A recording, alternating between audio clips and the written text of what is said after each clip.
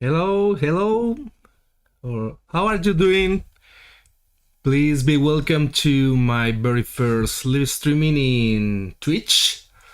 So I'll check the usual audio settings, the video settings, and of course will be streaming for chatting, painting, but of course to check if everything is all right for this streaming and of course the future ones. So if any is there anyone there, just let me know. Please be welcome. First of all, and let me know about what is the quality of the sound and the image, please. If you can confirm me these facts, I will be so glad, and this allows me to continue with the live streaming. So, of course, I will be trying different features of the Twitch platform, which is brand new for me. So I'll ask for your patience in about these kind of things, and I hope little by little I could get familiar with all these mechanics which are new for me. So I will write in the chat, so I hope that you can read it.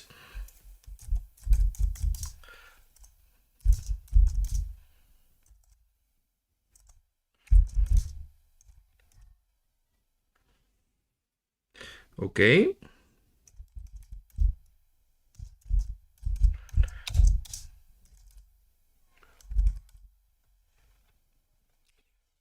Okay, I'm checking that also the alerts are setting, I think, in a correct way. So thank you so much for following, mate.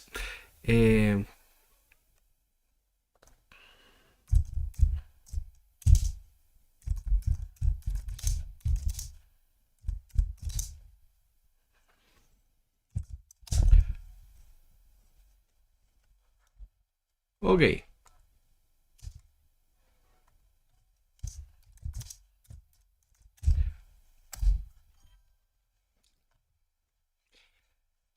Okay, so let me know if you are seeing the message that I just write, and I think. Buenas tardes, buenas tardes. A Jaime Color. Bienvenido o bienvenida. Eres el primero en intervenir y nada, te estoy muy agradecido. Sobre el idioma, tengo que comentaros, a ver, quiero hacer, como siempre, si ya me habéis visto en anteriores streamings en YouTube, veréis que hago el streaming tan global como puedo. Lo importante es entendernos, está claro. Así que esto no va a ser menos. Y lo que sí voy a hablar en inglés por defecto, ¿vale? Es una forma de no volverme loco y tampoco no volveros locos a vosotros. Pero por supuesto, si me preguntáis en castellano, yo gustosamente os voy a responder en castellano, ya que es mi idioma nativo, ¿vale? Así que, bueno, pues que sepáis esto y también, pues eso, contestaré en el idioma que me preguntéis fundamentalmente. Así creo que será todo mucho más dinámico para todos y para todas. Si ya te digo, si me preguntas en japonés, pues también te responderé en japonés. Así que no llego a tanto. Pero bueno, con el inglés creo que puedo defenderme un poco como gato panza arriba, ¿vale? Hello, is okay? Are you checking the message box to see if I set the chat box correctly? I must warn you that about this beginning of the streaming could be a little okay, boring. I hope no, because I want to check if this all of the settings are correct because this is my very first time. Okay, so as long as you are seeing everything correctly and listening everything correctly, I'll start to talk with you about different things that I like to chat with you. Since this is my first time in Twitch, I don't know if you saw previous live streaming in YouTube that I did recently, but no worries, because I hope that today I will brief and summarize you the things that I love to you and the things that I will be doing here in Twitch for you as well. Okay, so then after the previous and the first checks, I'll start to talk about something that, okay, this is something that makes me so happy, and I must to comment to you that I want to thank to the guys from Skidmar Open who organize and make a very hard work during the judgings, Skidmar and Lucas and all the rest of the judges. I know that past hard days judging and working to decide the prizes and rewards for the contestants. So I'm very happy because at the end I have won the Best in Show along with my partner Alex Caratala, and we were so amazed about the results. So this is something that makes me happy, and I want to share with you first of all, and I think this is a very nice way to start my adventure here in Twitch with you. Okay, good afternoon, mate. Please be welcome. So if you are not knowing what I'm talking about, let me show you something, and in this way I could check the essence set it for the live streaming. I will be checking everything, so if there is some troubles along the transmission, please forgive me for the possible problems that you could find. I'll try to get better with the pass of the time. Okay, so this is what I'm talking about, the Skidmar Open, and of course you can check it in the website, and you can see all the beautiful pieces that won. Chuck.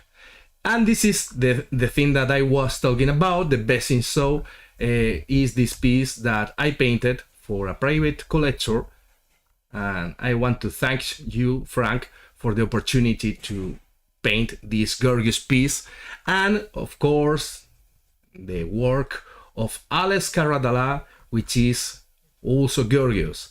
So this is one of the things that I want to show you here in the live streamings, because I think this is a perfect opportunity to share with you. Okay, not only painting, not only talking. I want to share with you some real pieces. If you haven't the chance to attend to a show, you can see a real piece, not only in pictures. So let me take the figure to show you.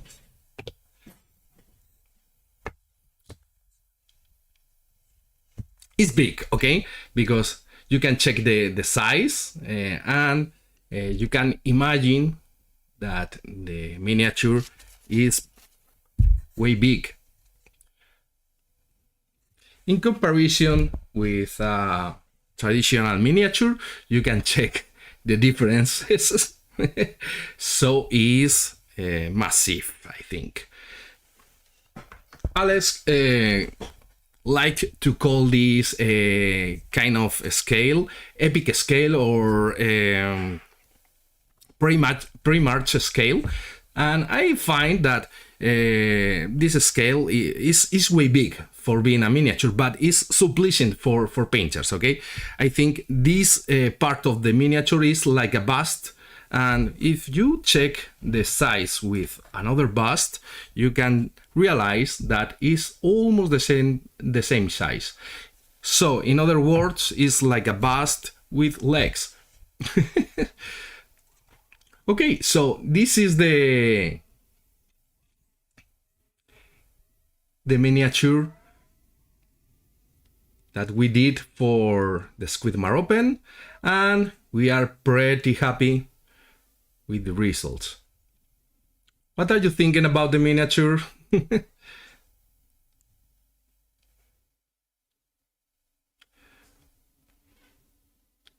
Okay.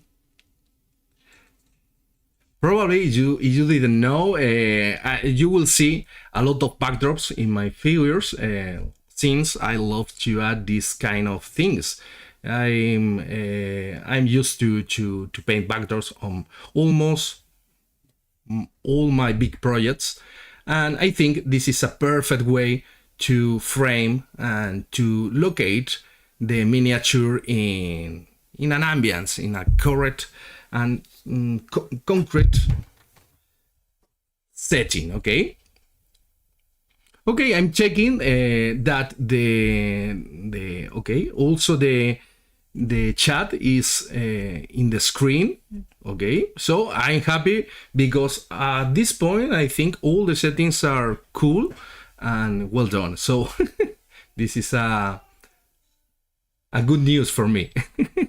I was working the whole week to set everything correctly, and I think I must to say that is a very hard work, because I'm a painter. I'm not familiar with the audiovisual things, so I'll do my best to make this massive work about research and set the studio, the video studio. Okay,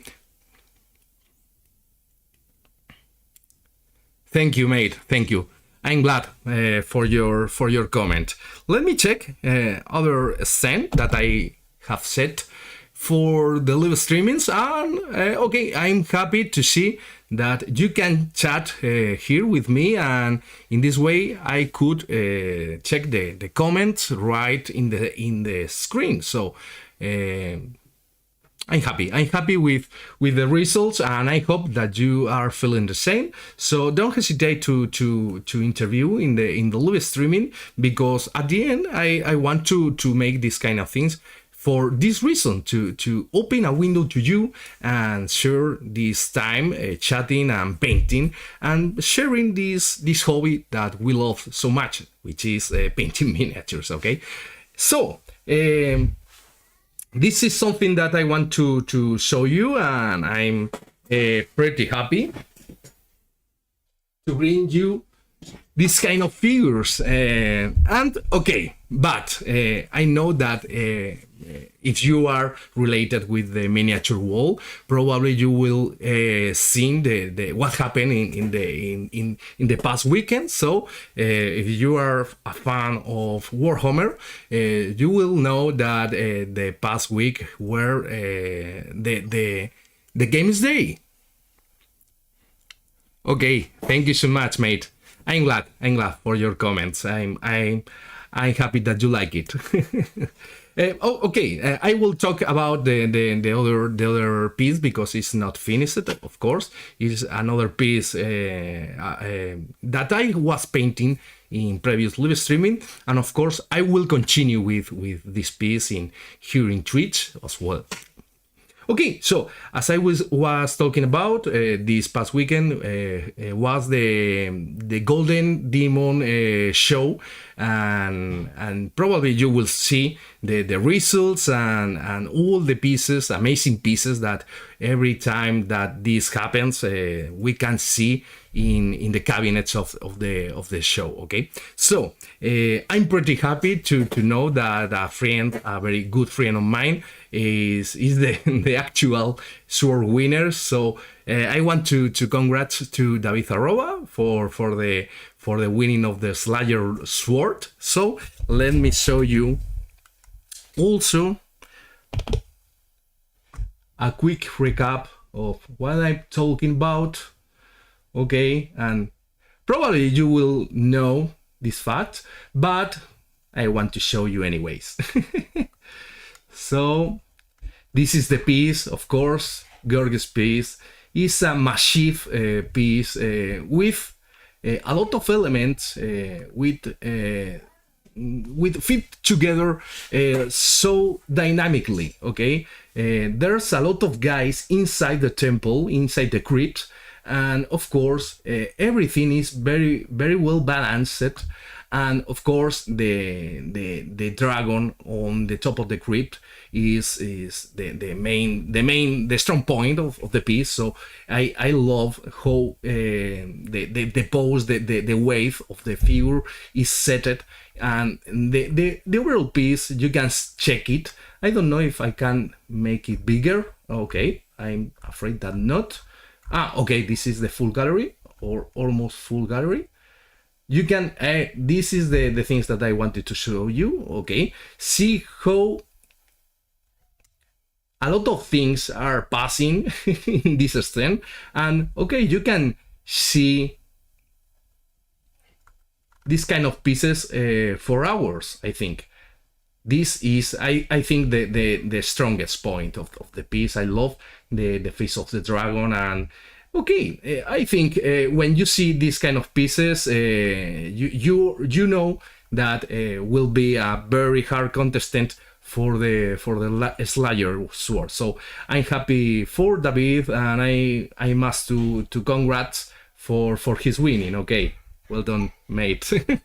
So okay, of course there's a lot of pieces, gorgeous pieces. This one is from Alfonso Giraldes. Is a very very good friend of mine and one of my mentors, and I think this piece is also so nice. Is in some way a piece that transport me to Alfonso's early days when he was teaching to me. So I think he now is younger than ever. So I love the piece, the hard work that he invests on that piece, and the final result with I think is something that few times you can see in a golden demon, a fully scratched sculpture, and this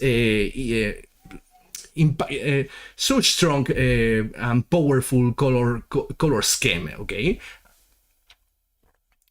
hi Alice, thank you so much.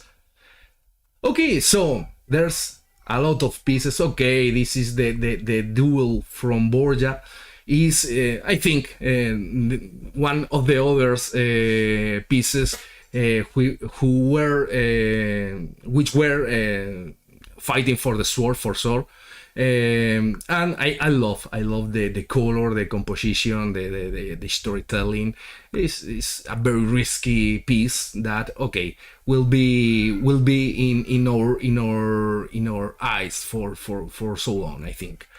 So of course the piece from Andy Wardle, which is heavily sculpted. I saw the green in I think today, and I don't know if you have seen the real sculpture or beneath the paint, and I realized that a lot of the model was sculpted by Andy. So I think is something needed if you want to make a strong storytelling in your piece. And okay, sometimes the painter needs to hang on the brushes and play and fight against the party. So don't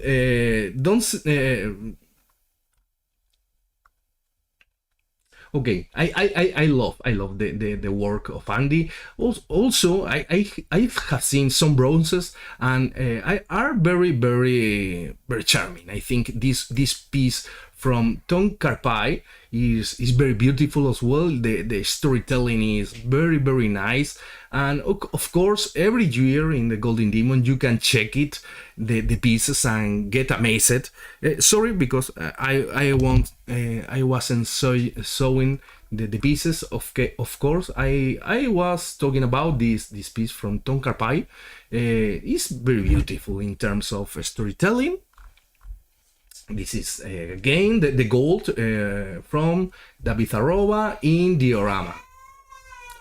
Okay, so and of course this is one of my my beloved categories in the whole show is Necromunda, and along with Blood Bowl, which are the games that I like the most.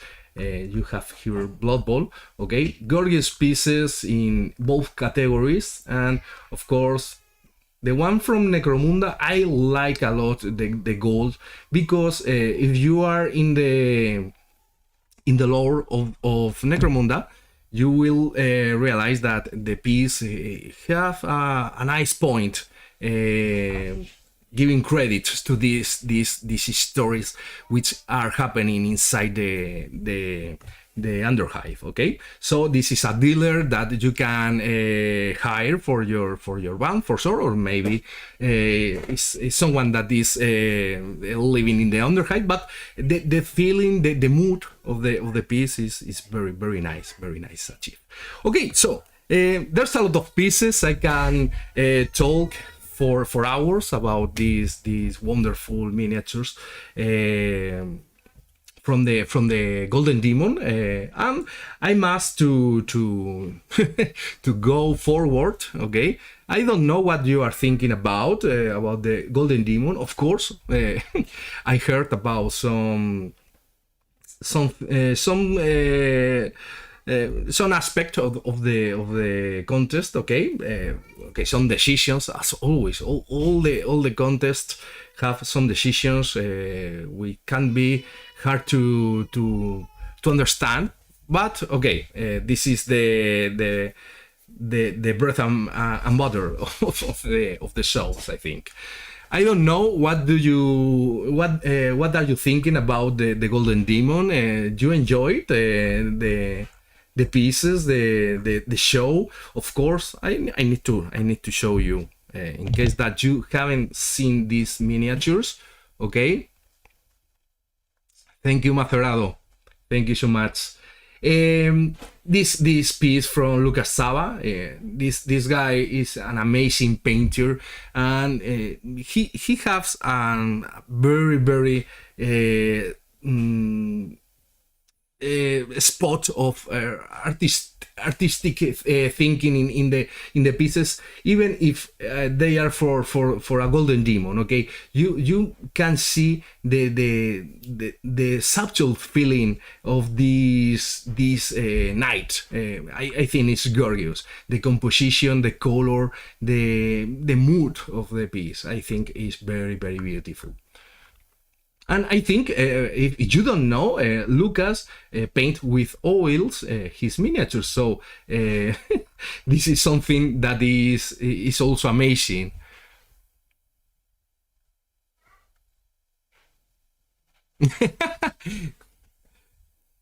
Nice to know, Alice. Let me try. To answer you.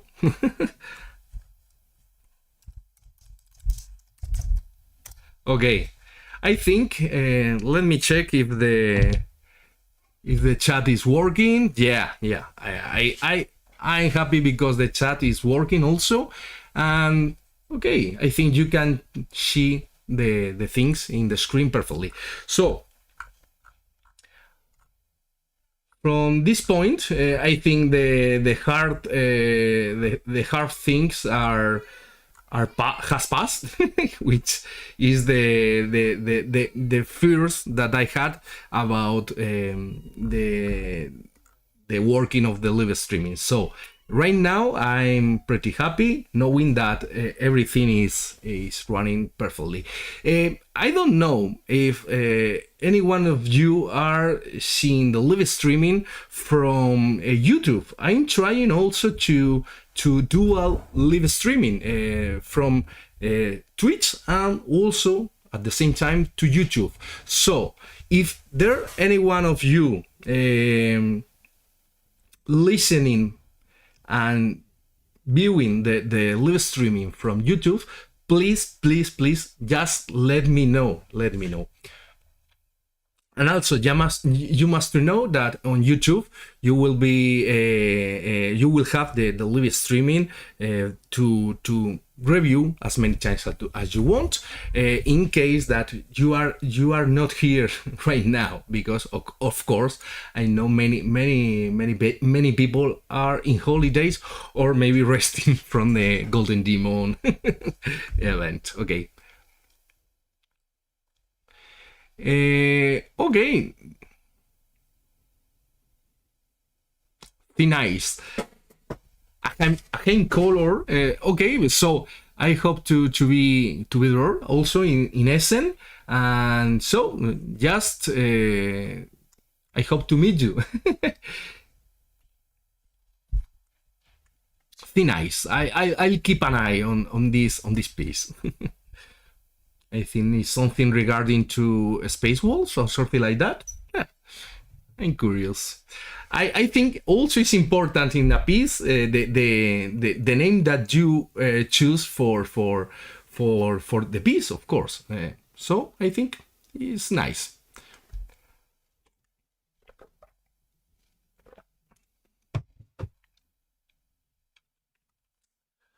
Okay, so I'm assuming that no one of you are checking the live streaming from YouTube, but I'll I'll propose you something.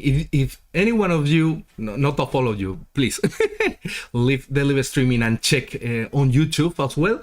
I will be glad to confirm this fact with any one of you. Okay, so. Talking about Golden Demon, also, I like to show you some Golden Demon pieces, of course. Ah, okay, sure. Open category or diorama. Okay, Orc of Sigmar. Okay, nice to know. Orcs in the eyes. Interesting. And of course, about Golden Demon, I'll have something to show you, because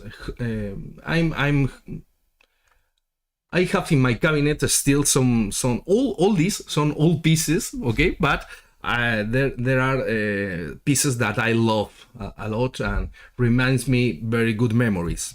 Okay, so let me change the camera again to show you some pieces from my early days, and I think it's nice to bring you here this kind of things. I don't know what do you think about that. This is the Slayer sword of Spain in 2010, I think. 16 years from that, I think. Wow. Of course, the painting style has changed a lot along the years. I think in my early days, I was very focused on very soft gradients and making soft transitions of the colors. Okay, for me,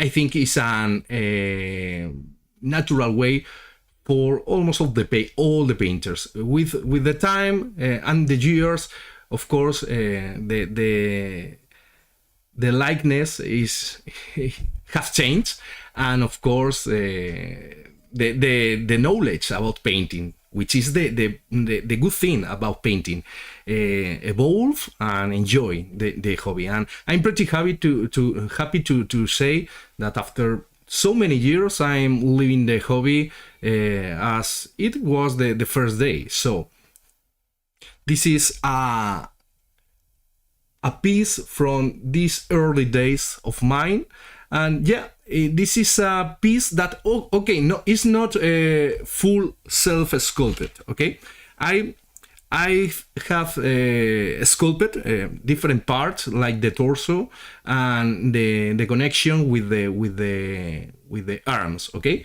and of course the full the machine, which is dressing the Space Marine, is different bits and parts glued and together. And of course, as a as a curious note, I can say that this center cylinder is a bottle from Lacasitos. I don't know in English which is the name, but it's something like Mentos. Okay, so this is a cylinder, a plastic cylinder that I take advantage to use for the base. Okay, so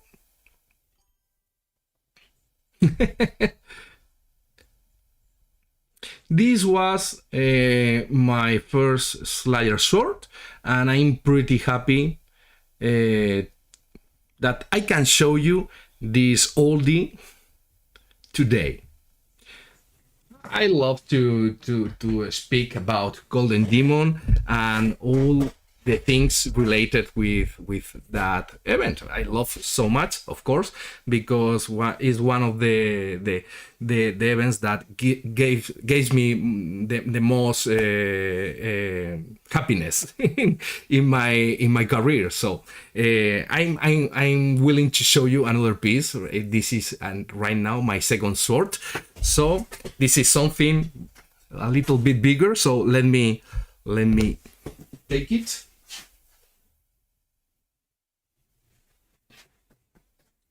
And I think that the camera won't take the full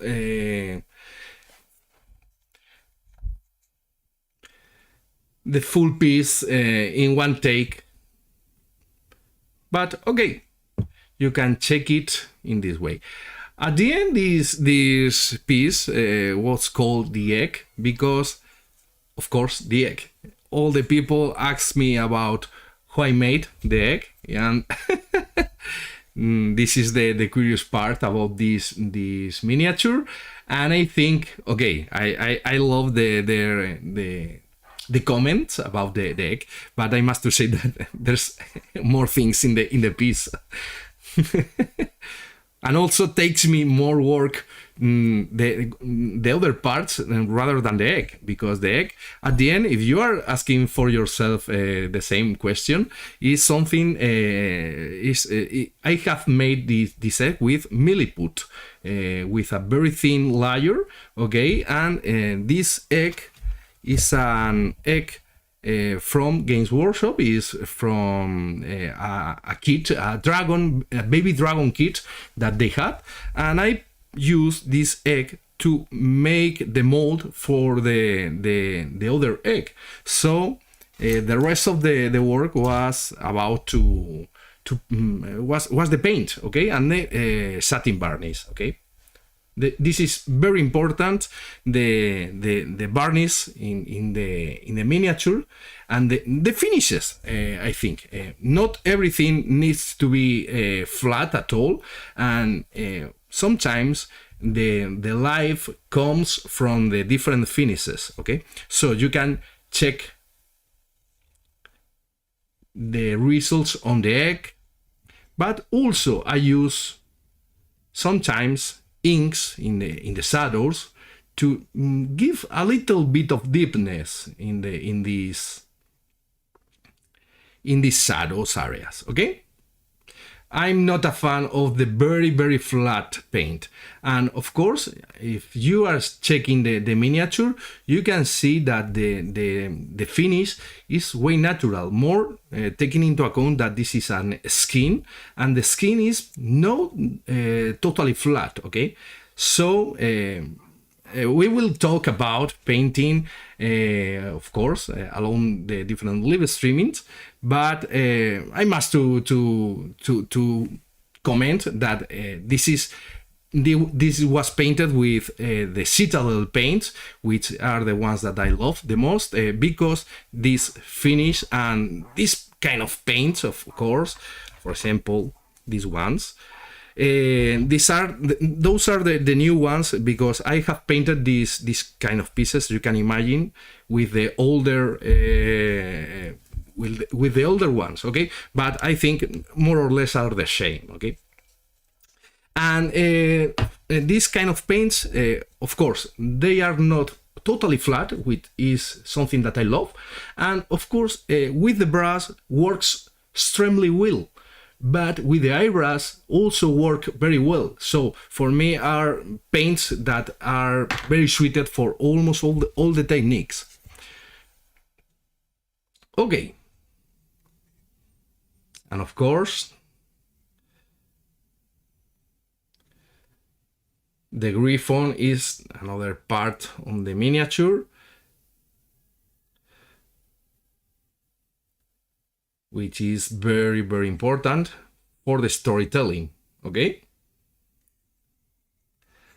Sorry for not being able to catch the whole piece in one take, okay?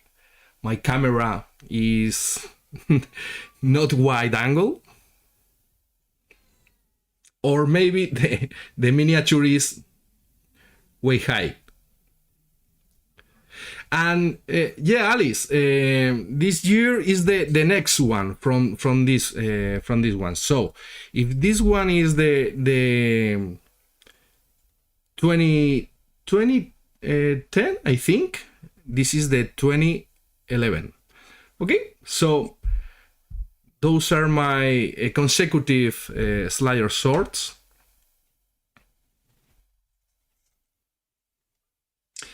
And I'm happy to show you this kind of miniatures for you.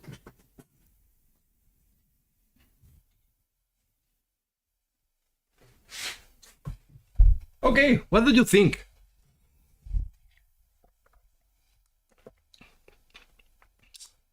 About the live streaming, the dual live streaming, I think that nobody's checking the YouTube, but okay, if later I had set the live streaming correctly, I think you can check the video on my YouTube channel. Of course, if you haven't seen the YouTube channel, okay, just let me show you the channel. So let me look for that, and of course here you have. This is my brand new YouTube channel as well, and it's pretty new, so don't expect too much videos. I'm working on the material, but mostly you will have these live streamings, okay? And this is where you can find the full series about the slayering method. This is a method for quick paint. The slayering method is a method that I designed for fast painting miniatures. Okay, if you are a newbie on the miniatures, or maybe you are a player, you have a warband and you need to paint the full warband, or maybe a full army, okay, for playing Warhammer.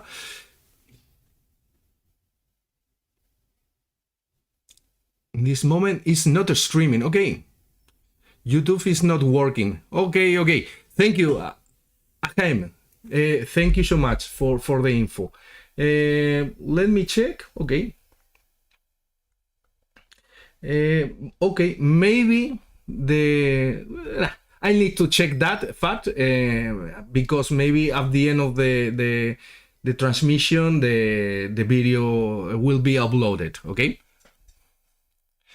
¿Qué tal, Adrián? Buenas tardes. Bienvenido. Qué bien verte también por aquí.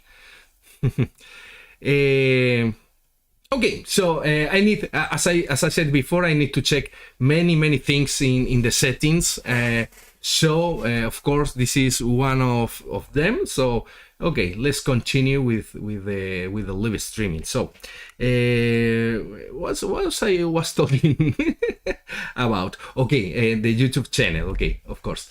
In the YouTube channel, you could find a full series about my sliding method for fast painting miniatures. Okay, what I mean with that, this kind of miniatures. Okay, you can check that this miniature is painted under, I think, 4 hours or something like that. Okay, this is a miniature for Necromunda, and I'm painting the full warband with this sliding method that you are seeing right now. Okay, and as I said before, if you are a newbie, I think that you could find this method interesting, and even if you are a experiment painter, you could find something useful in the way that I paint this kind of miniatures. So take a look and let me know your impressions about that.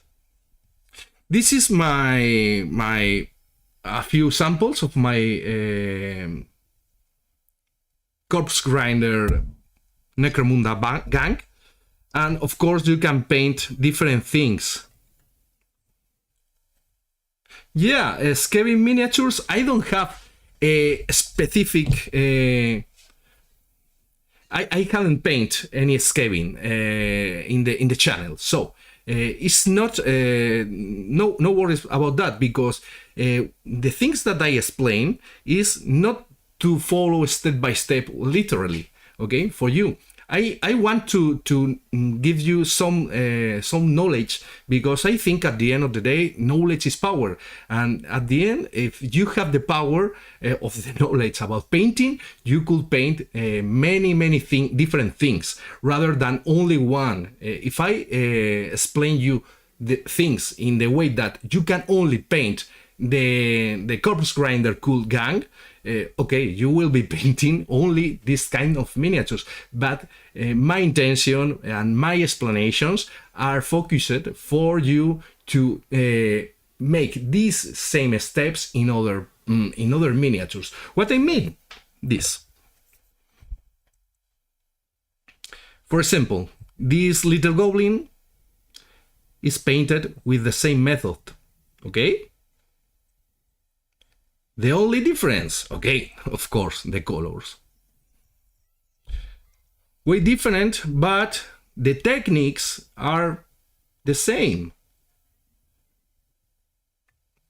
So if you want to paint some Skavens, you can try this sliding method, changing the colors for the ones that you want.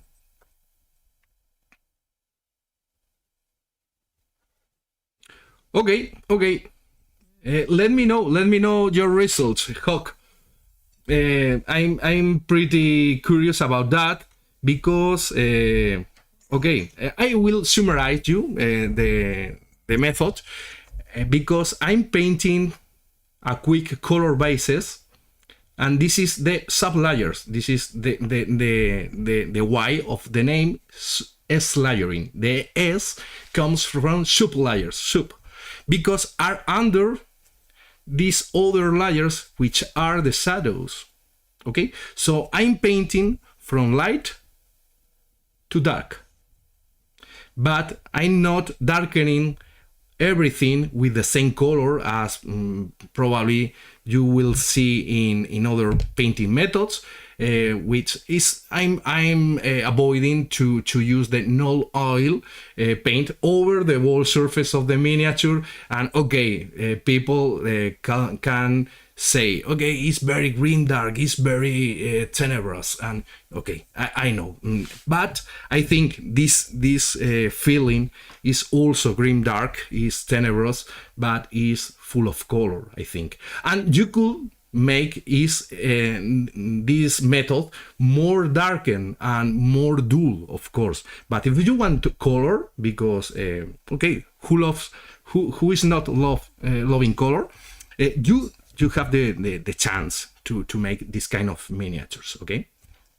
So, as I said before, first the sub layers, that is more or less think about the light. Then I applied some shadowings in the recesses, okay?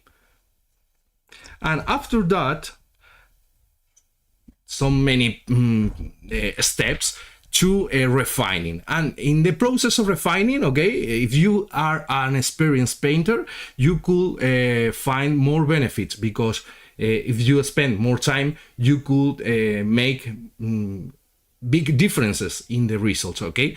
Obviously, if you spend in the final steps 4 hours in the refining steps, you will get better results than if you spend only 1 hour. Okay, 1 hour is all about to make some highlights, painting the eyes and some big details and the edge of the base. So it's obvious, this fact, but sometimes is needed to be reminded. Okay, so this is all about my YouTube channel, but no worries, I will continue with the Slayer method here in the Twitch channel that I'm presenting to you today. So again, please be welcome if you are just right now. If you have arrived right now, please be welcome. And okay, so I was thinking about to paint, or better say, to continue painting the previous piece that I started in the live streaming on YouTube. This is this one, okay, from my friends of Mindworks. And again is a piece, is a bust, okay, and I have added a backdrop, okay. This is something that I love to add in my miniatures, and if you want to know how I did that, you can check the previous live streaming on my YouTube channel, okay? So this is something that I'm painting separately because it's more comfortable, of course, okay? But at the end, I will glue together both things. I was about to paint something and continue this bust, but again, I think I'm talking all the time about the Golden Demon. This week is about Golden Demon, so I prefer to continue and celebrate the Golden Demon, the post-Golden Demon week, painting some Games Workshop related, which is something that I love as well, as I said before. Okay, and don't miss future content in the channel, because I talk about display miniatures like bust, big scales and something like that. I talk about Slayer method for quick painting miniatures, and of course my beloved chivis. What is chivis? This, I don't know if you heard about, but this kind of painting was developed by me when we were working with Cool Mini or Not for their projects of Cool Mini or Not, Marvel United, okay? So, many years ago, I was the one who started this painting style on these miniatures, which is something about to adapt the illustration of the character to a 3D model, and this is something in process, okay? But this is something that I want to show you also in the channel. So stay tuned if you like these kind of miniatures. Yeah, it's like cartoon, okay? In fact, it's cartoon style, of course. This is something that is not finished, of course, but you can see a lot of differences with regular miniatures. This is very more illustrated. The differences in the light and the shadows are very noticeable. The transitions are hard. There are no transitions also, but of course there are some tricks to know to achieve this style, okay? So of course this is something in process, so stay tuned for more content like that. And of course I will be pretty happy to know your likeness, and if you want to see something in particular in the channel, just let me know, because I will be so happy to paint something that will be of your interest. Okay, so as I said before,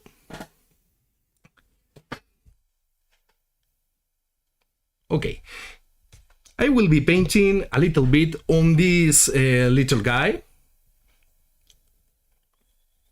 I love the Space Marines Terminators like this. It's in process also, but I think I could spend some minutes painting some parts of the miniature and continue chatting with you, which at the end is the cool thing of this opportunity that we have in this meeting on Twitch for today. Okay, so let me prepare me.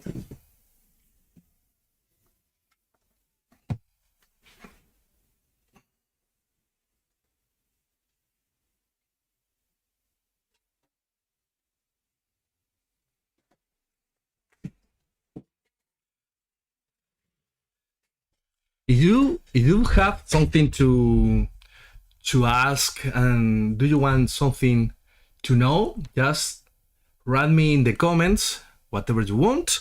And of course, if you are liking, or you will like the things that I'm talking about, please like and subscribe to the channel. So this is very important for the ongoing of this kind of stuff. So let's start painting.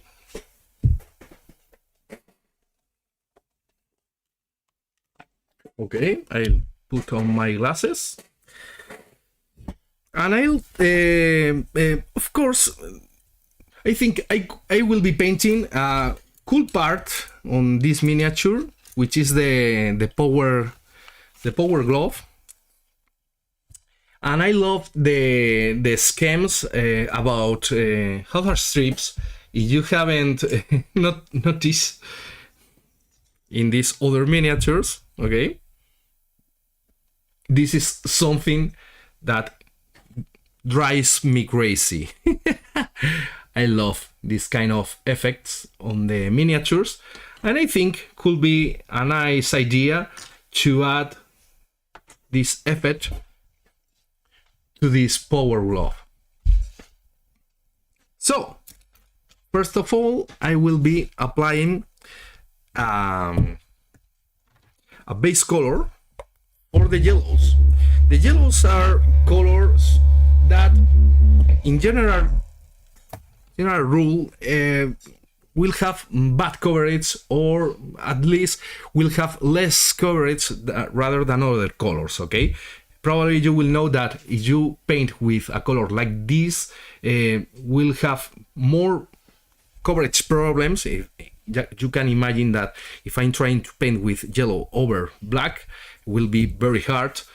That, for example, if I paint blue over black, of course, this depends on the pigment and on the brands used. But For me, this is a very, very good yellow, but you need to know that because it's yellow, the coverage will be lower than other paints.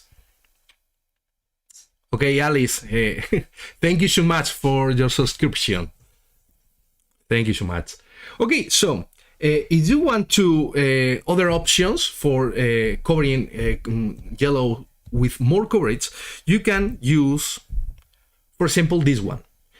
It's slightly different, sorry. And which is the different?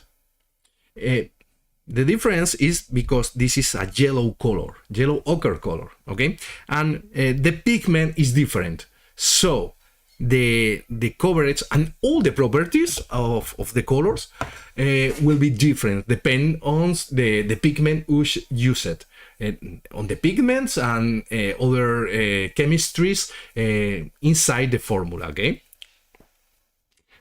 Adrián, ¿verdad? El Averland es que es un color que no os puede faltar en la paleta, de verdad, de verdad. Súper recomendable. Yo lo utilizo más que el propio amarillo primario, de verdad. Okay, so as Adrian said, Averland needs to be always in your palette. This is called in fine arts names. This is a yellow ochre, and it's very, very useful to be on your palette. So I put on my palette. So for painting yellows, this will be a nice base color. There are other options if you want to make a more coverage yellow. And which are those other options? Just add to the yellow a little bit of, for example, white. This is not white, sorry, but it's almost white. But for example, if you add to the yellow some white, a little bit, of course, you will be making the yellow a little bit lighter, but the white color, as a usual rule, okay, as a general rule, sorry, the white colors are or have, better said, have a lot of coverage. So adding white to any color will make the color more powerful in his coverage. Okay, so if I'm adding to the yellow a little bit of white, I will have a yellow with more coverage. Of course, I will have also a lighter yellow. Okay, so if you have this one, you have this mix already mixed. Okay, and this trick is also good to know because you, of course, could have these two colors on your palette, but if you have this one on your palette, could be more comfortable for you to take this color for your linings. Okay, so this is what I will be doing. And of course, take a look to the saturation of this yellow. Is very, very strong in saturation. So the quantity of the amount of white that this yellow has is only a little bit, but the coverage compared with this one is way higher. Okay, so the yellows are colors that need to be taught and known very well. Any one of you have problems painting yellows? One of the chapters of the Space Marines that I like the most are the Imperial Fist, the yellow ones, okay? Alice, do you have problems painting yellows? Okay, so I hope that you will see something that could be useful for you right now. Yeah, I'm agree. Yellow is hard, okay? It's different to paint only this little part that rather a full Space Marine in yellow, okay? So, but the thinking, the theory is the same, okay? So for the light of the yellows, I have this color on my palette, and for the shadows, you can, or better say, you will have different options. Of course, you can mix the yellow with his complementary color that probably you will know that is purple. We have here purple, okay? You could use different purples, okay? This is more bluish, this is more reddish, okay? But this adding this to the yellow will create a very mood color, okay? Vale, okay, Alice, no worries, and please let me know any doubts that you will have right now along the process, okay? So, first way to darkening the yellow, adding the complementary color, which is purple. But keep in mind that this creates a very mood color, okay? Dual color. Sorry for my English, okay? Of course, we have another options. So if using the opposite color on the color wheel, we will create a very dual color, okay? We could use not completely the opposite color. We can use other one which is near from the yellow. So if we take a look to our friend, the chromatic circle, which will be that color.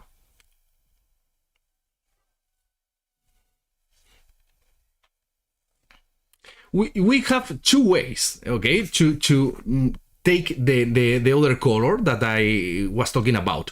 Colors near from, or better said, between the purple and the yellow could be, for example, some kind of magenta. You can check it in the to the clockwise or anti-clockwise. You could see that is blue, for example, a color suited for this use.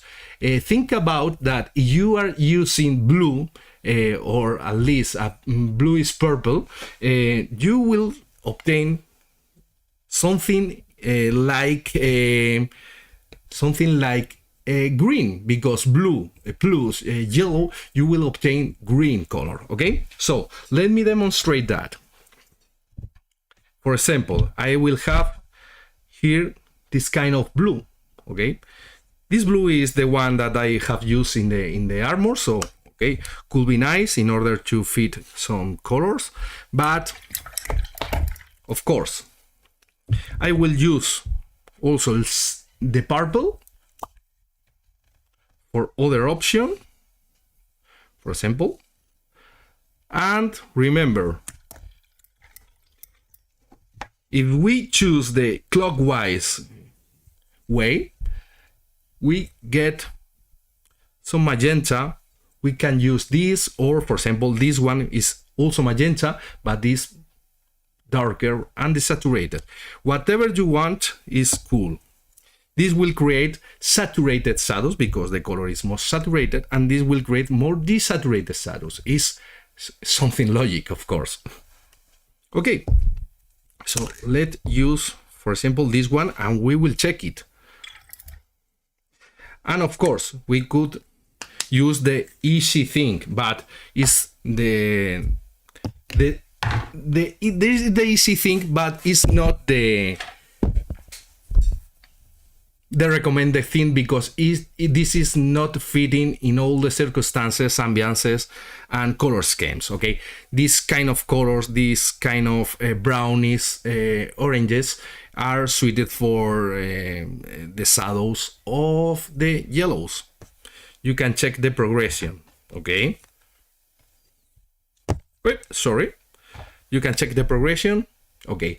This is something that the way that Games Workshops learn to us how to paint. But I think this method for painting in general will have a lot of problems in the ambiances and in the color relationships. Okay, so it's better in this way. Okay, so for lights, I will use my base color will be a mix of these two yellows, okay? For example,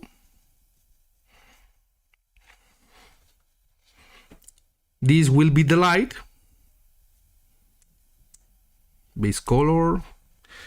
Maybe the light will need a little bit of white, but at this point there are only a little bit of contrast. So if I need more contrast, the only thing that I need is to add a little bit of white color.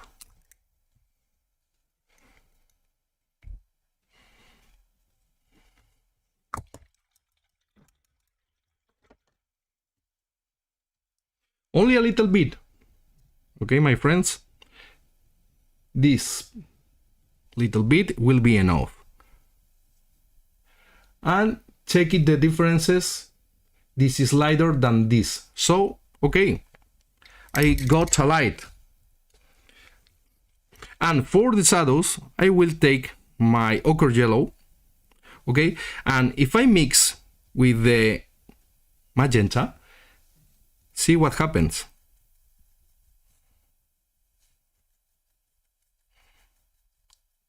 I'm getting more magenta, more shadow, okay? You only need to see some contrast between that, okay? And this creates a very saturated shadow because I'm adding a color, is something like primary colors. And see this color, which is the easy way that I comment to you, and check this color. It's very similar. Okay, so this is one option for the shadows. Okay, another option will create more dull colors is to mix with the purple.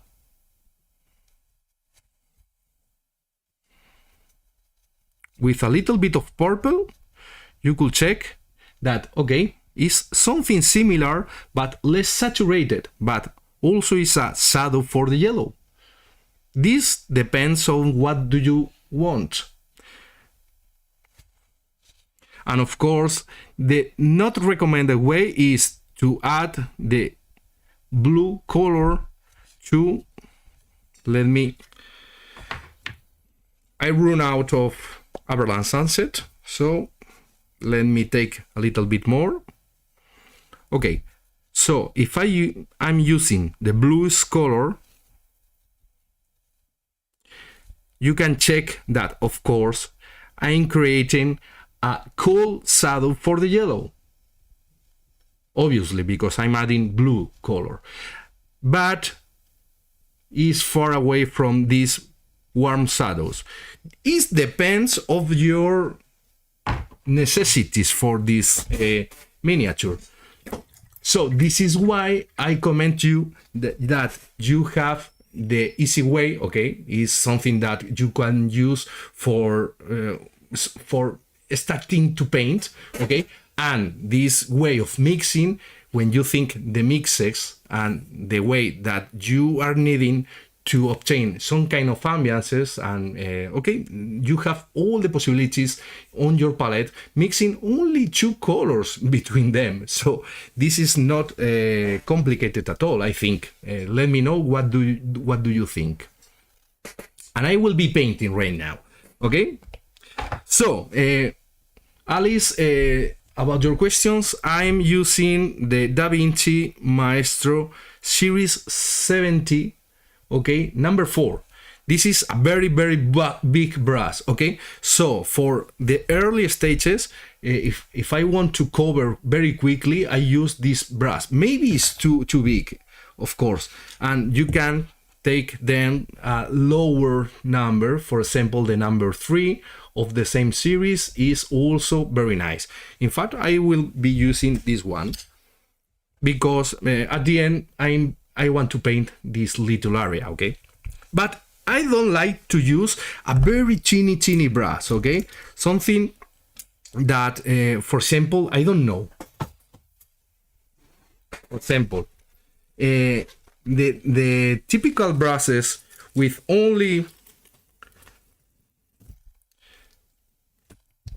these brushes, okay, this is a marvelous brush for painting eyes, but not for painting miniatures in general, okay, because you won't charge too much paint, and the brush strokes will be so teeny and will be very noticeable on your miniatures, okay. So this is one of the best brushes I ever tried for painting teeny things. This is from Chimera, okay. Let me focus the things. Okay, this is a 3 zeros brush, rounded brush from Chimera, and this is very teeny. This is marvelous, but not for painting the miniature itself. It's only for the teeniest details, okay. So I think a number 3, maybe a number 2 will be pretty nice. Keep in mind that DaVinci is the numbers, the relationship of the numbers is bigger, for example, compared with Winsor Newton. I think if you compare the Winsor Newton Series 7, this is a number 1 with a number 3. Okay, you can check that the length of the results are different, but almost the width of the results is pretty similar, okay.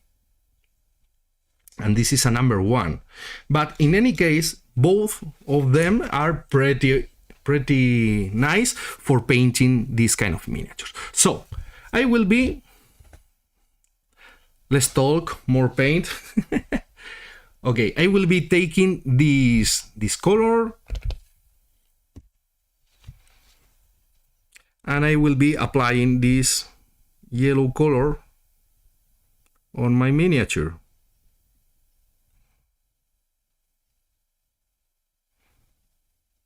Maybe it's too light, no worries about that, because later I will add some darkening through, for example, withering.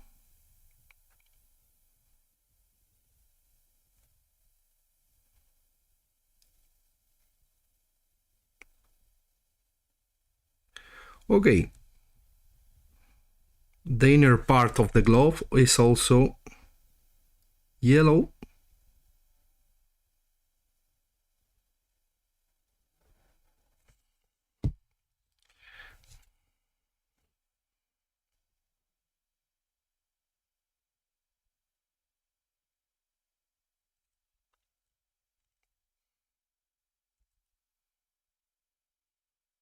What about the image? Is okay for you? Is okay the quality?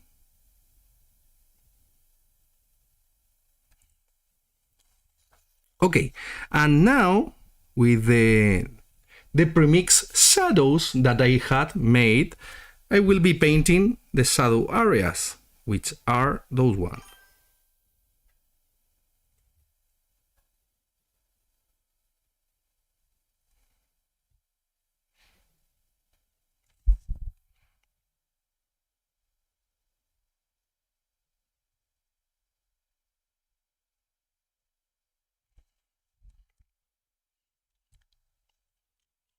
Okay, okay, good to know, Alice. Good to know.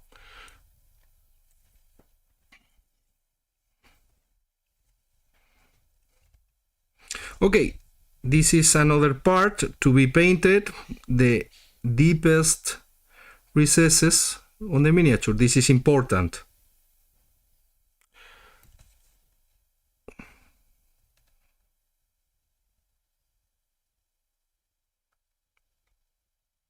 I hate to paint these little recesses, but it's important to paint the miniatures from the inner part to the outer part from the very beginning. So keep this in mind in order to avoid later mistakes.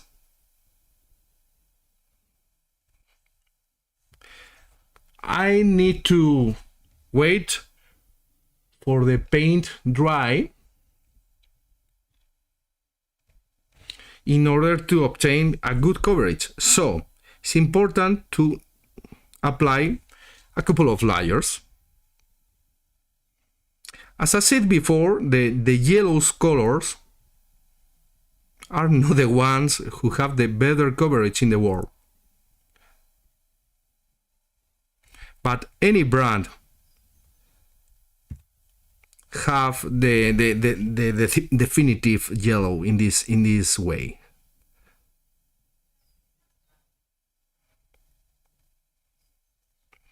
No worries if you paint outside the boundaries, because you can take it later corrections. Okay? Once it is dried, I will apply another layer with the same color.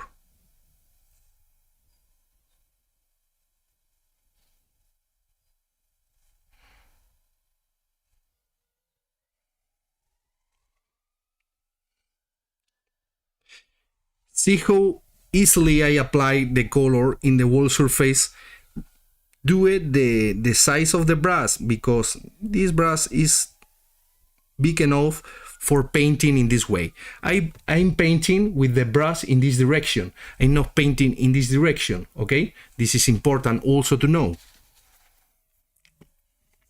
Okay, I'll apply again more light, and as I said before, I move the brush in these directions.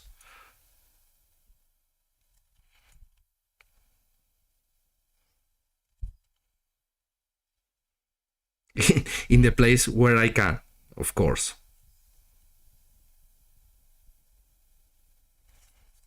Okay?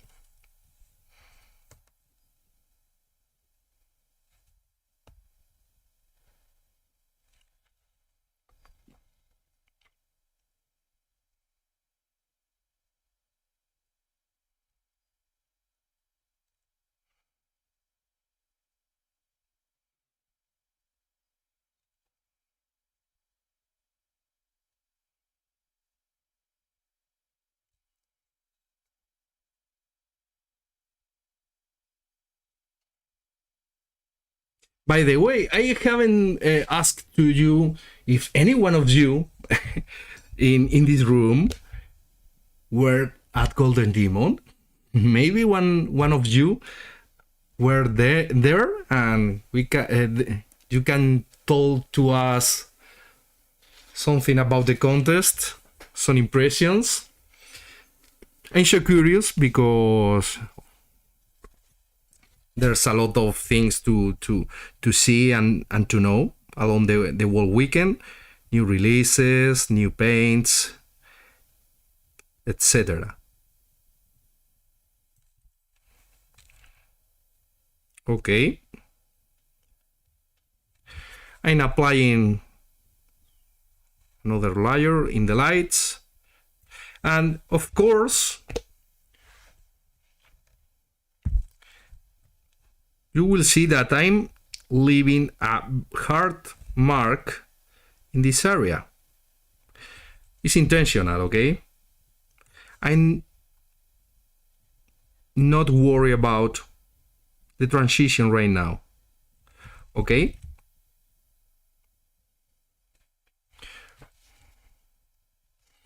For the transition, you can make different things. One of them, go for the palette. And we have painted the light and the shadow, okay? We can mix a little bit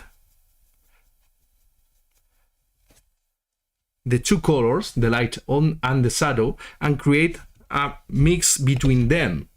And with this mix, I can create a transition line like this. Very subtle, but in this way you can create a very quick transition, okay? Let it dry.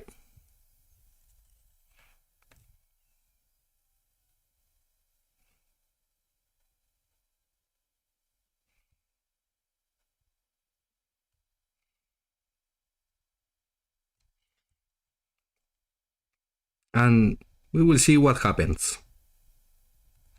Okay.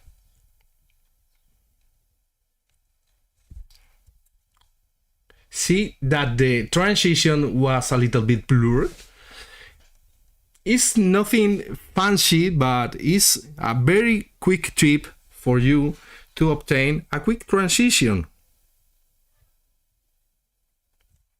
If you dilute a little bit the paint, you can create smoother transitions with the brush using glazes, like I'm doing right now. With this same color, I dilute a little bit more, and I'm creating this transition between light and shadows.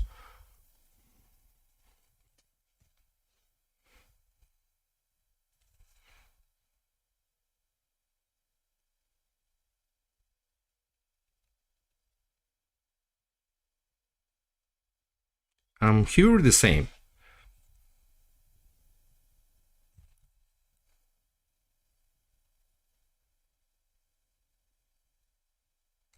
I don't want to create a very smooth transition, since I want to create a very damaged plate.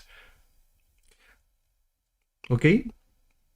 So, to achieve a very smooth surface, I will use my friend the eyebrush. Okay? About eyebrows, I must say that I will be talking a lot about the eyebrows. So, if you are afraid about using eyebrows, no worries, because it's all about to lose your fears using this tool. It's like, okay, the main tool for painting miniatures, of course, is the brush. Okay, if you haven't mastered the brush, you will have very serious problems to paint miniatures. But with the airbrush, you will be you will have a very powerful tool to obtain some finishes and to get some results very quickly.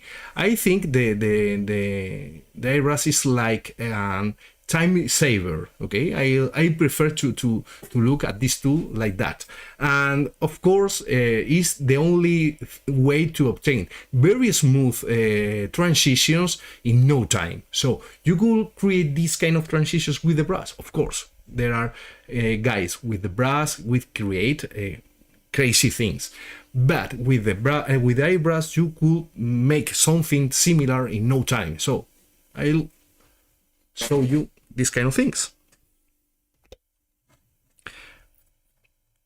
So I love to use the combined technique with the brush and the airbrush. Okay, so okay, let me show you again the piece of armor that I'm painting. Okay, is not the worst part that I paint in my life, but I wanted to create something smoother.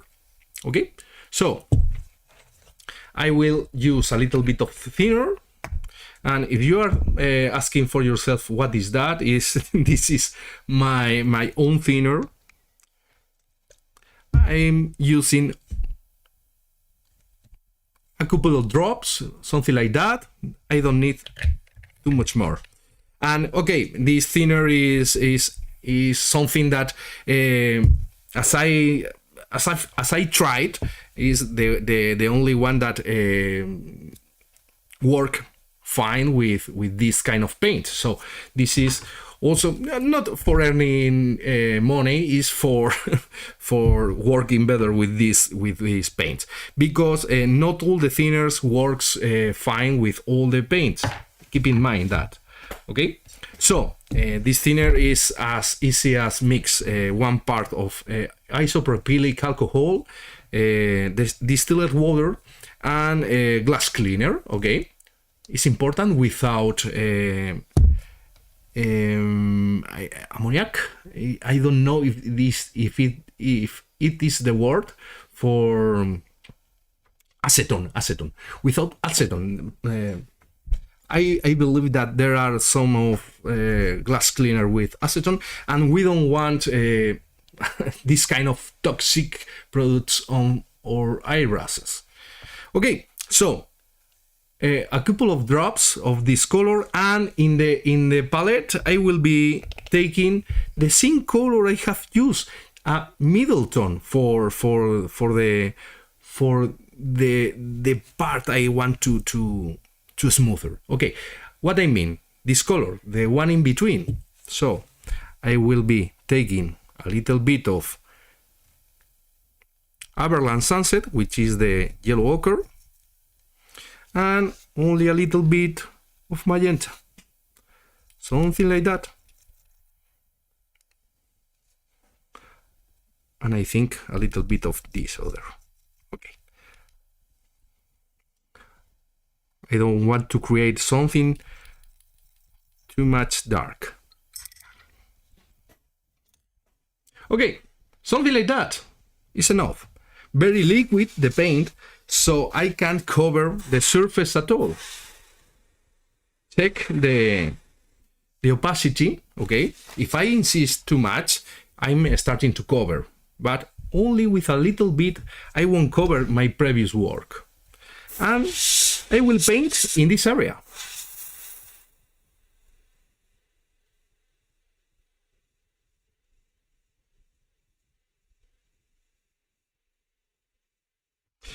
But I'm trying to avoid the lights.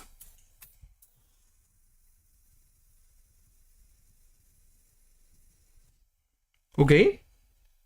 And see what happened. Do you remember I think a more defined line in this area? Now you can see it. Take a look. Perfectly blurred. Okay?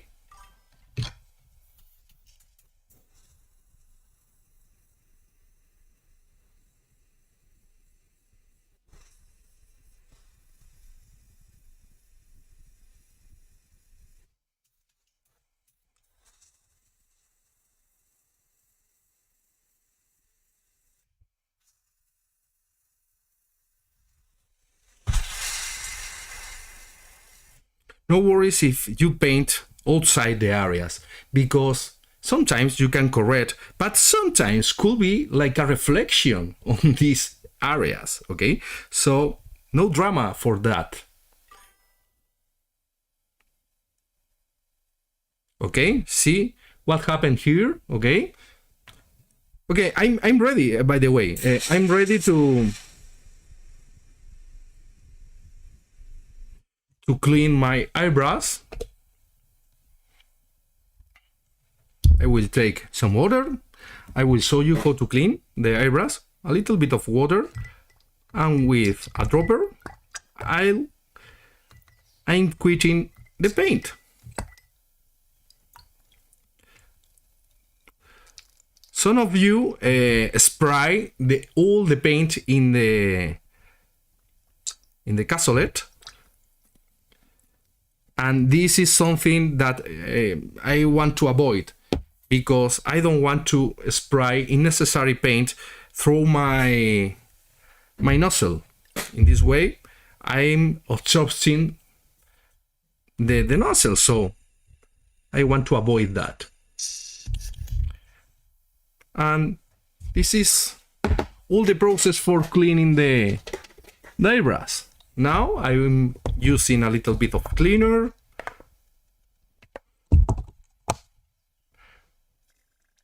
I let the air go backwards to remove the paints, and as I did before,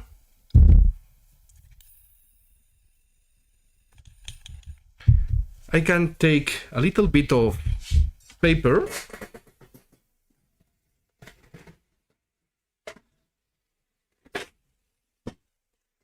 For example, to finish the cleaning of the cassoulet, okay? And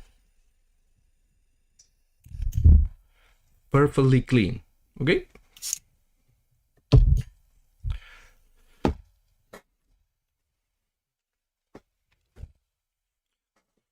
Okay, so let's move forward in this painting. I will use right now this thing.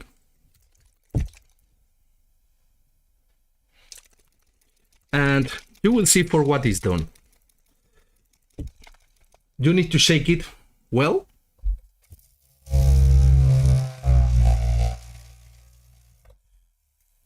And I will be applying this with the brush. It's recommended to use this product with the eyebrush, but I don't want to overspray this product over the rest of the surfaces. So I will be applying this product here.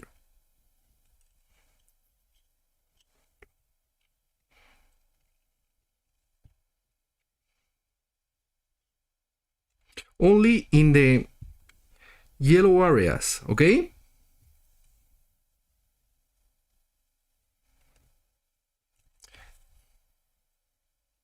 Are you curious about what is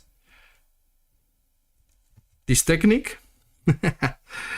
You will see it.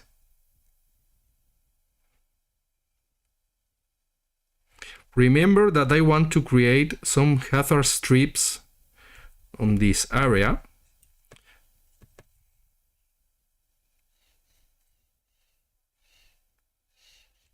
So this is why I'm using this product. Okay, with eyebrows, the manufacturer recommends 2-3 layers, okay? But with the brush, I will be using only 1 layer, maybe 2, but because I'm running out of time, I will be using only one layer. I hope that the results will be the same, that making things calmly. Remember, do these kind of things at home, and you can do it more calmly than I'm doing right now, because I want to show you right now as much as I can, but I don't have the whole evening for painting. It's a pity, but I need to be quick to show you the results that I want. So, any doubt at this point? Some of you maybe are thinking about right now to getting an eyebrush. I recommend you, and of course you don't need to spend a lot of money on eyebrows. A basic eyebrows could be 100 euros or something like that. Okay, it's not too expensive for a tool which will be very useful for you. If you like to paint, you need to earn some money.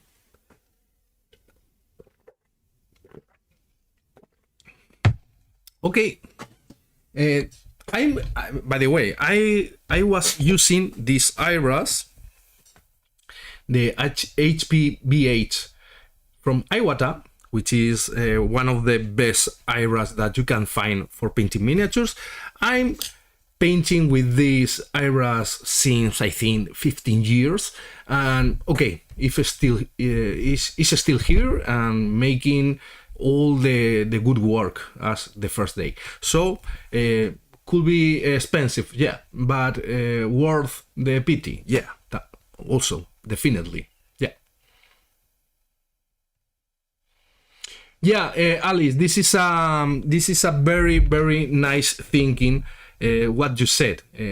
Alice talked about mastering the brush and later go for the airbrush. Okay, of course, this is something recommended. As I said before, if you are a master with the brush, you can paint everything with the brush. But if you are a master with the airbrush, but with the brush, do you struggle? You will be obtain not the desired results on miniatures. At least you can paint canvases or bigger surfaces for sure in a very nice way, but not miniatures. Okay, so in the meantime, I think the product is drying.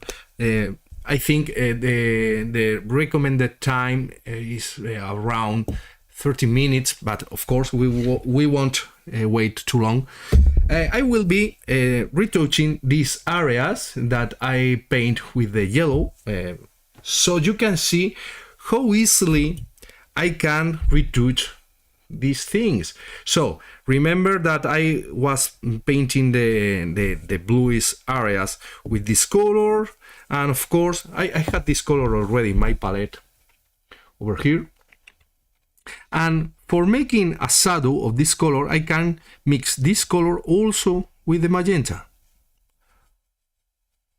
Same thinking as before, okay? Okay, I run out of paint, so I will take more Macrage blue. Okay, and more magenta. Okay, nice.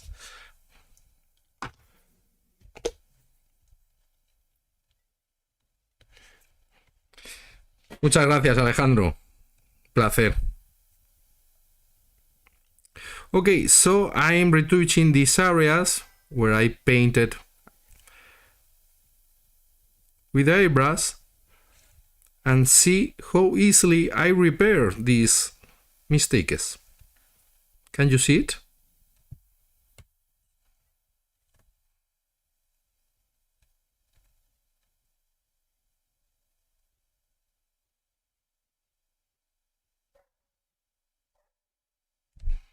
Nice. Of course, this part is so yellowish, but could be a reflection of this power glove onto the metallic blues of the armor. Okay.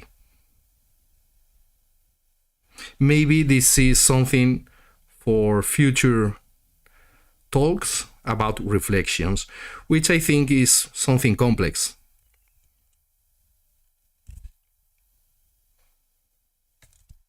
Nice. Can you see the yellow areas painted before? Okay, it's so easy to correct.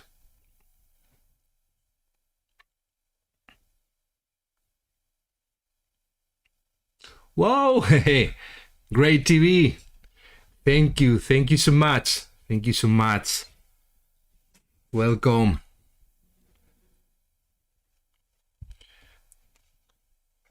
So happy for this first time to see all of you.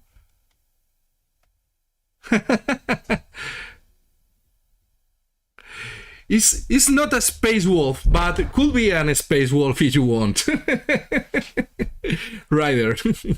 Hey, great TV. It's an ultramarine, okay, but of course we need to apply some highlights to increase the contrast on the blues. That is for future live streamings.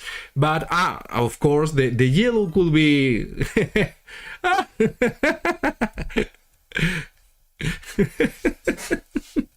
I'm a fan of the Space Wolves as well, so I don't know if you have seen my one of my preferred miniatures from my okay, let me show you because I'm so proud of this.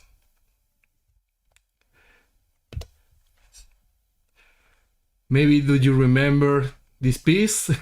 So yeah, I'm a Space Wolf fan. I'm afraid.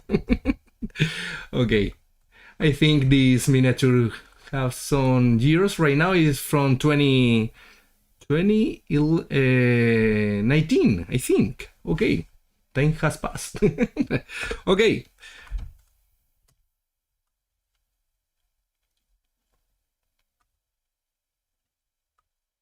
But of course, I will be painting Space Wolves for sure. I hope in the near future.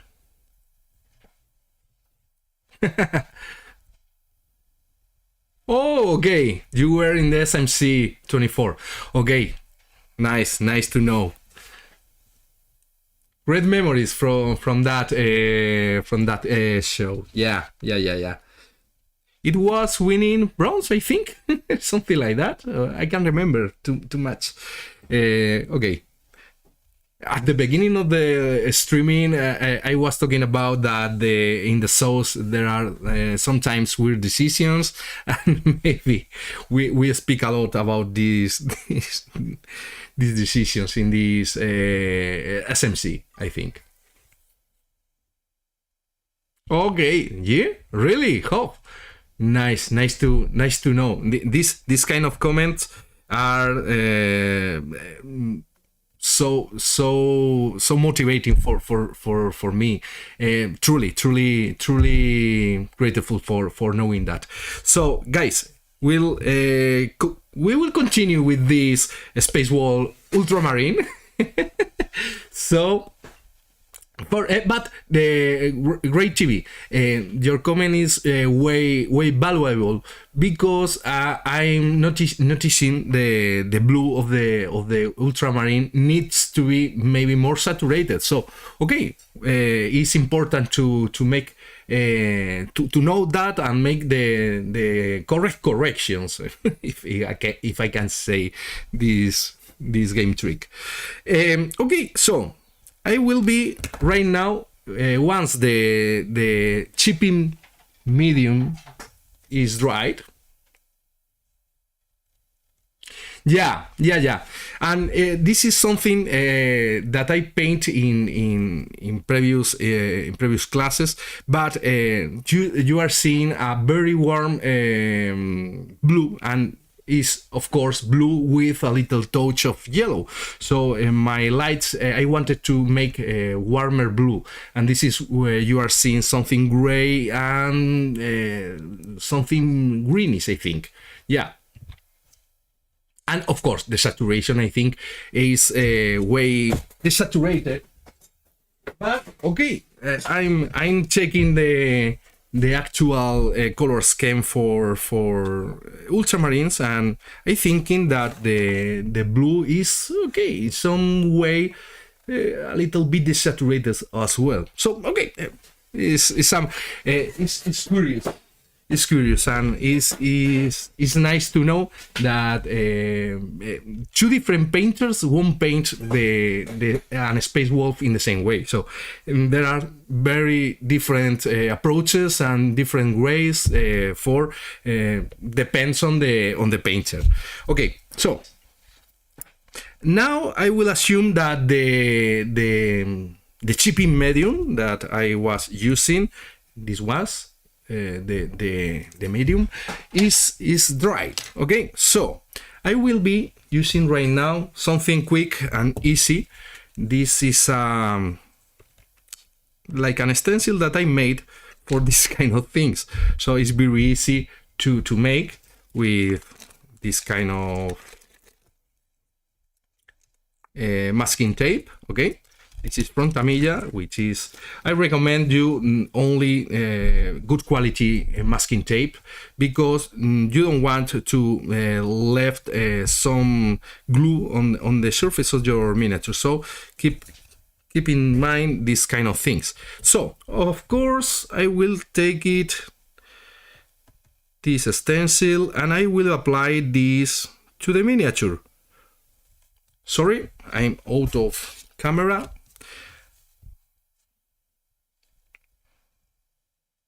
Can I draw it with the brush? Yeah, but it's not the technique that I want to show you. Okay? Something like that?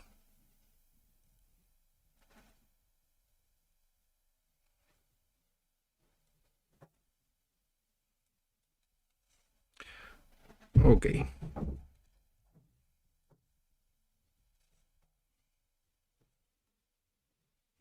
Something like that.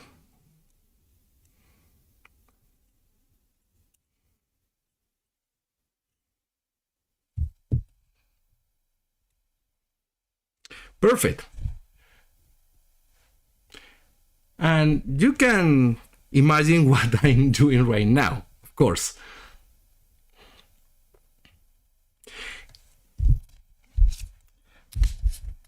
If you are curious knowing how I did this, I could spend another live streaming, I could tell of minutes making this kind of stencils for you.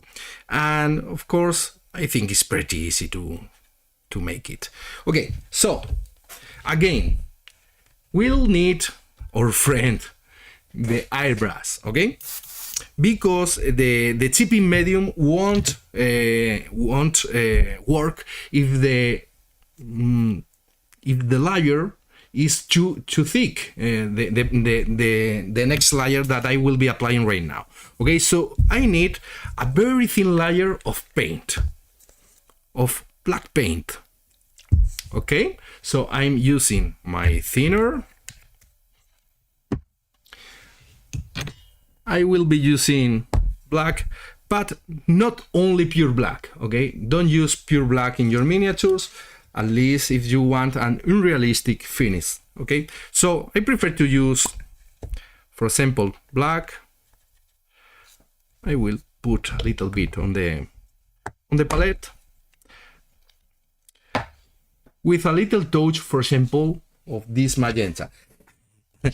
And, okay, guys, maybe you don't know my approach of my techniques, but if you don't know me, I must warn you that I'm addicted to the magenta color. I'm using a lot of magenta in all my mixes. I think it's a very useful color. It's a wild card for every mix, for light, for shadows, for middle tones. For me, it's also a primary color. Of course, we will talk more deeply about the primary colors, because you are thinking that the red, yellow, and blue are the primary colors. Okay, you are right, of course, and there's a lot of deep debate around this theme, okay? But some of us think about the magenta is also the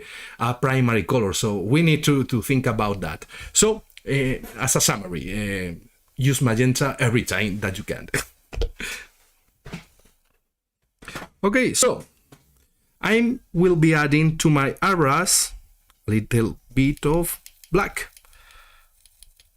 And now I will be adding a little bit of, of course, I'll show you the palette, sorry. A little bit of magenta, only a little bit. I'm creating some kind of black with a special tint. Okay, I'll check the consistency, the dilution. And okay, could be work. A little bit of magenta, of course. let me add magenta again. Okay, I'm chic, I know. And now I'm ready to spray this magenta with black.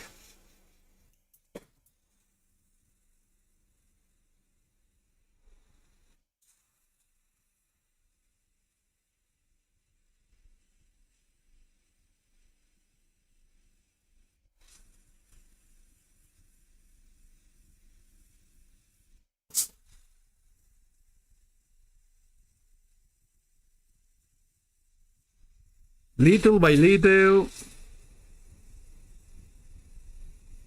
trying to paint only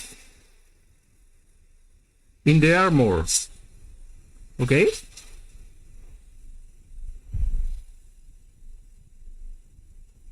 In the yellow armor, I mean.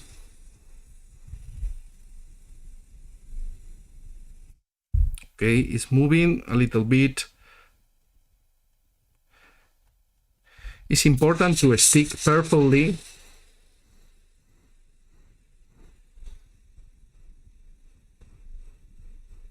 the stencil.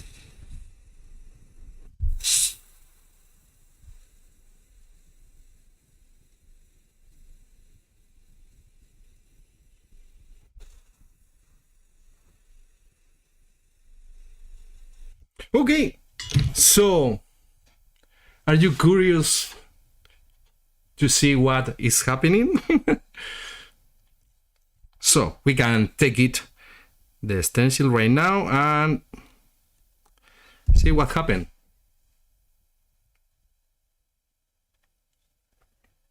Okay, so is magic? No, is an eyebrush working. And we need to clean the eyebrush, okay? So I will take the paint out again, because now we need some water. And now is the real magic.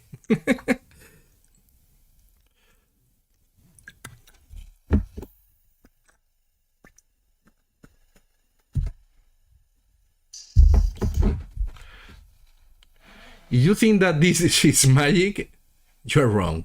The real magic is that. Okay, I have my eyebrows clean, and I will use just water. I will take water. Dirty water is not a problem. And I will take it apart. And now, let me look for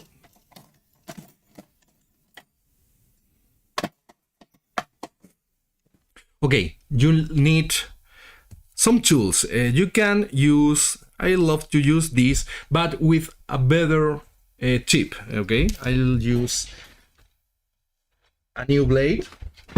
You can use a toothpick, also you can use a brush, you can use whatever you have at home which is pointy. For example, this will be perfect.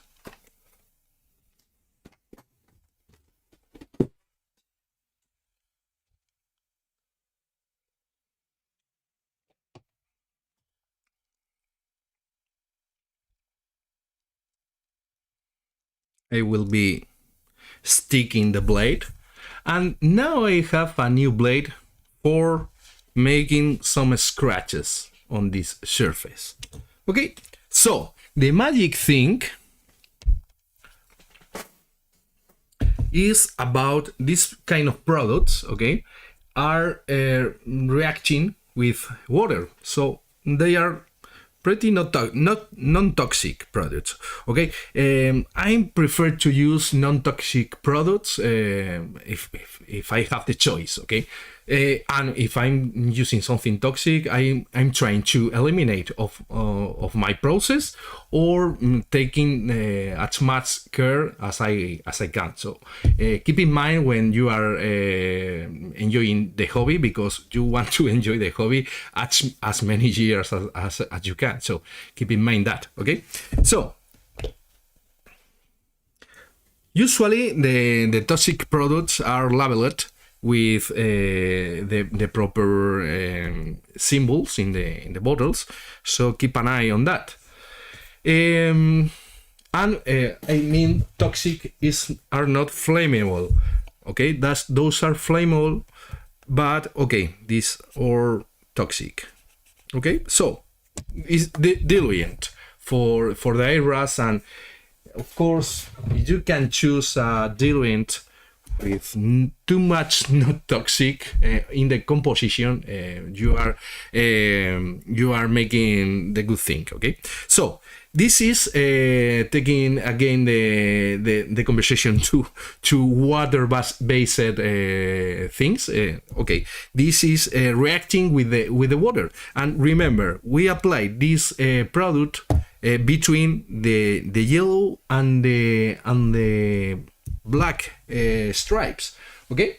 So this is why I need to humidify, apply some thin water on the surface, and this is perfect, the airbrush, for that.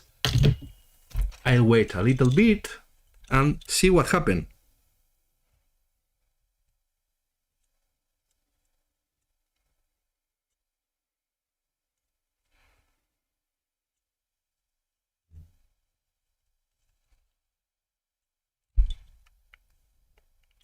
Don't see anything? No worries. Now you see something different. I'm scratching the paint which is over this product. Okay?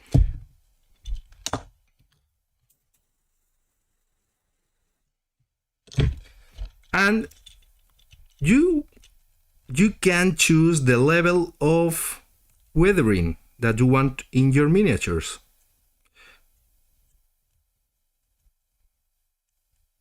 Of course, in the edges will be more noticeable the damage. So this is a good idea to start scratching the edges. Something like that. Are you seeing the results?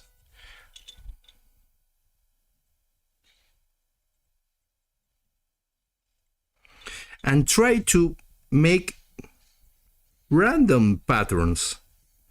Lines, dots, and something that is not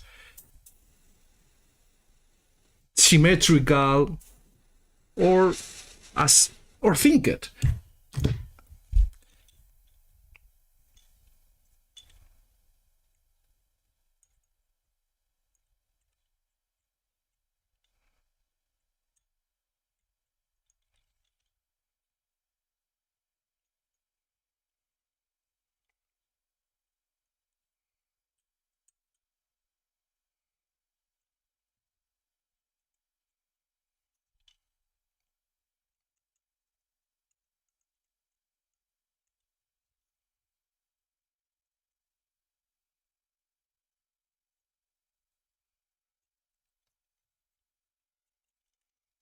And continue with the process until you are happy. And my personal recommendation is don't overdo that.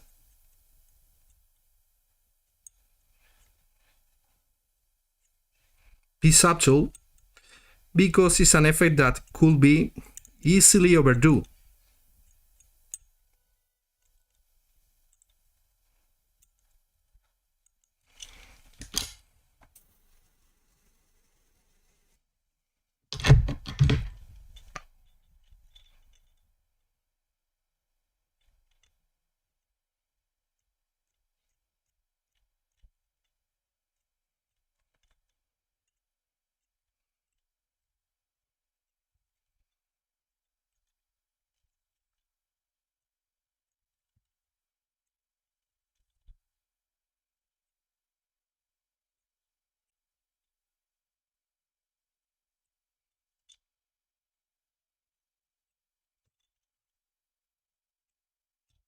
Different tools will leave different marks and scratches, so play around with the process and enjoy it, because the thing here is enjoy what you are doing.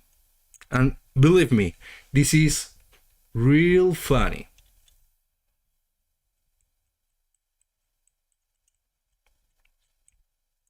You don't need to make a lot of pressure on the surface, because you don't want to scratch too much the paint, only the black areas.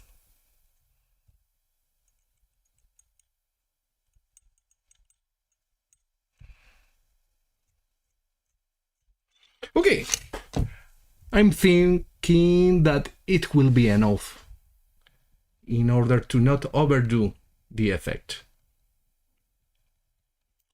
So let me know, what do you think?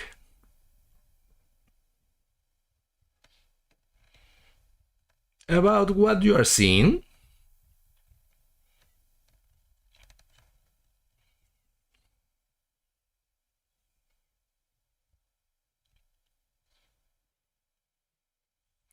Okay, guys, so yeah, definitely, Alice, I'll encourage you to try this because it's a technique that I think is easy to master. So first, if you are not sure to try directly on a miniature, you can try on a piece of plastic car or something like that, and you can experiment there. And you know that there's another product for making this kind of chipping. Okay, this is the heavy chipping fluid, which makes, as the name explain itself, is designed for making bigger scratches. So if you want a surface very damaged, use this fluid instead of the other one, which is more soft. Okay, the difference is something like that, and you are ready to go. This is the results on the miniature, and of course I'll be refining this weathering. I will add later some streaks, rust, and you know, different details to advance in the miniature until the final stage. Okay, but I think there's a lot of way to walk until this point. So I hope that you have enjoyed the live streaming. Thank you all from the bottom of my heart for being there in this my first day. Is something very special for me, and okay, I hope that I could meet with you very soon. I'm planning to stream every, I think, 15 days, two times per month, if not more. Okay, so Mark Mania, see you at SMC. Of course, I'm willing to know you. And thank you for the stream. Okay, Alice, thank you. Welcome. This is made for you. So the important here are you, and I hope to see you, as I said before, very soon, in 15 days, if not earlier. Okay. So remember, if you came late or do you miss completely, or maybe a friend of you, you could say to them that the video will be available in the YouTube channel and in the Twitch channel of Hobby Metal. So do you have multiple chances to see the live streaming? Okay, so thank you so much to every one of you for being there, and I hope to see you soon. Bye bye, guys.